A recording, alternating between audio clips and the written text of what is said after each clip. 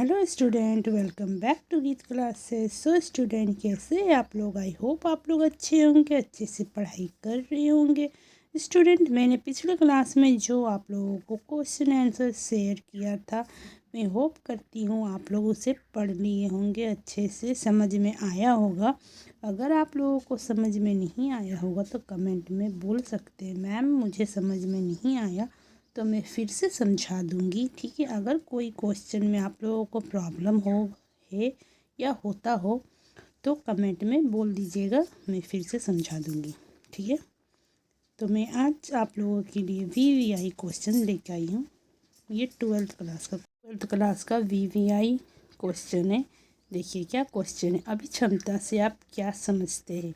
क्या क्वेश्चन है, अभिक्षमता से आप क्या समझते हैं। अभिक्षमता का मतलब होता है एबिलिटी। ठीक है, देखिए इसका आंसर है एबिलिटी अंग्रेजी शब्द का हिंदी रूपांतर अभिक्षमता होता है। एबिलिटी अंग्रेजी में एबिलिटी बोलते हैं और इसका हिंदी रूपांतर होता है अभिक्षमता। किसी भी चीज़ को अपने अंदर ग्रहण करने की क्षमता को अभिक्षमता कहते हैं। ठीक है, शॉर्ट आंसर है 2 नंबर में ये आता है। अभिक्षमता से आप क्या समझते हैं। एबिलिटी अंग्रेजी शब्द का हिंदी रूपांतर अभिक्षमता होता है। ठीक है, मतलब इसको इंग्लिश में एबिलिटी बोलते हैं और हिंदी में इसको अभिक्षमता बोलते हैं। तो इसका आंसर होगा किसी भी चीज़ को अपने अंदर ग्रहण करने की क्षमता को अभिक्षमता कहते हैं। मतलब किसी भी चीज़, आप किसी भी चीज़ को अपने अंदर ग्रहण कर लेते हैं, उसको समझ लेते हैं। ठीक है, ग्रहण कर लेते हैं, उसको हम लोग अभिक्षमता बोलते हैं। एबिलिटी जो आपके अंदर है, आपके अंदर बहुत सारा एबिलिटी होता है, बहुत सारा चीज़ होता है जिसको आप अपने अंदर रखते हैं। ठीक है, कोई बात हुआ या आपका कोई हुनर जो आपको अच्छा से आता हो, कभी उसे आप भूलते नहीं हो, वही सब। ठीक है, जैसे आप पढ़ने में तेज़ है, ड्राइंग में तेज़ है, हर कुछ कर लेते हैं, उसी को बोलते हैं अभिक्षमता। 2 नंबर में आता है, आप लोगों को ज़्यादा लिखना नहीं होगा, बस इतनी सी लिख दीजिए, छोटा लाइन, 2 लाइन, 4 लाइन, उसमें आप लोगों को नंबर मिल जाएगा। तो फिर से मैं एक बार रिपीट कर देती हूँ, अभिक्षमता से आप क्या समझते हैं। एबिलिटी अंग्रेजी शब्द का हिंदी रूपांतर अभिक्षमता होता है। ठीक है, किसी भी चीज़ को अपने अंदर ग्रहण करने की क्षमता को अभिक्षमता कहते हैं। सिंपल, किसी भी चीज़ को, मतलब कोई भी चीज़ को अपने अंदर ग्रहण कर लेना या उसको अच्छे से समझ लेना, समझ के कर लेना कुछ भी काम। ठीक है, या कोई काम आपको आता हो, उसी को हम लोग अभिक्षमता बोलते हैं। सिंपल।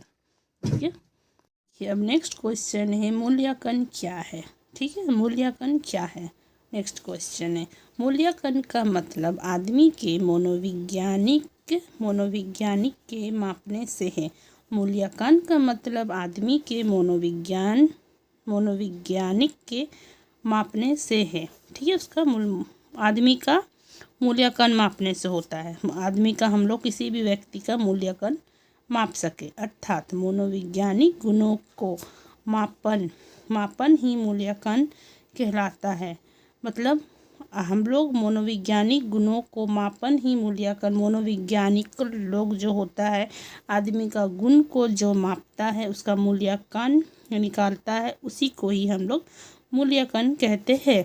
ठीक है, मूल्यांकन का उद्देश्य मानव व्यवहार को कम से कम त्रुटि तथा अधिक से अधिक परिशुद्धता के साथ समझना है। मतलब हम लोगों को मूल्यांकन का मतलब होता है कि हम लोग आदमी को अधिक से अधिक उसका व्यवहार को समझ सके, कम से कम समझ सके, उसका मूल्यांकन निकाल सके कि ये कैसा है, इसका मूल्यांकन क्या है, इसका बिहेवियर कैसा है, ये व्यवहार कैसा करता है, हर कुछ उसका मापना।